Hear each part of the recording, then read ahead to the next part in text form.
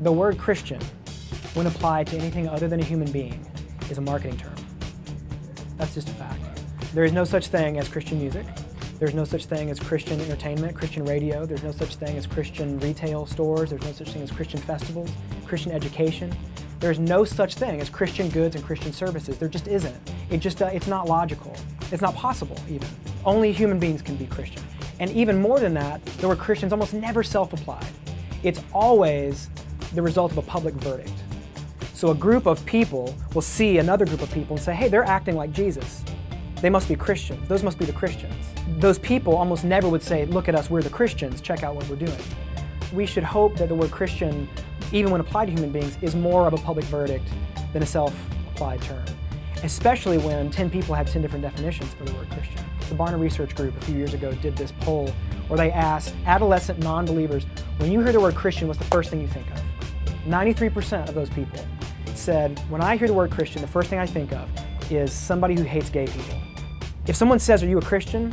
Ask a follow-up question. That's what Jesus would have done. Ask a follow-up question. Because you don't know what in the world they mean by the word Christian. There's nothing special or sacred about that term. There never has been. About our Savior? Absolutely. But about that word in the English language? No. That word is complicated and it's got connotation connected to it, and it's mostly bad. We all know that. So when somebody asks you, ask a follow-up. Well, what do you mean by that? What do you mean? Are you asking how I vote? Are you asking what side of town I live on? Are you asking who I love, who I hate? Are you asking how I was raised? Are you asking what part of the country I'm from? Are you asking what my response is to the historical person of Jesus Christ? Like, what is your real question? Because that I'd love to talk to you about, but I'm not. If you ask me if I'm a Christian, I'm not going to answer that question. I don't have a clue what you mean by that. And you probably don't mean the same thing I mean. So why would I answer that? It's terrible communication on my part. Let's not be satisfied with such simple categories. I think we'll find that we don't even have to almost do anything to reorient ourselves. Everything just reorients around us.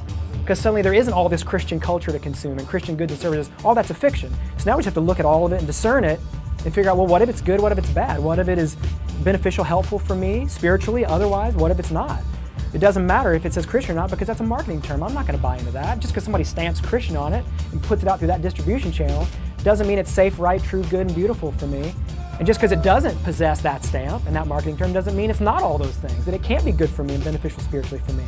So it just blows all that out of the water, and you have to look at the world again. And that might be a really good shortcut, just getting us to re-examine the world that we're all in. Because I think too often we just put all this faith and security in these terms, and they don't mean anything.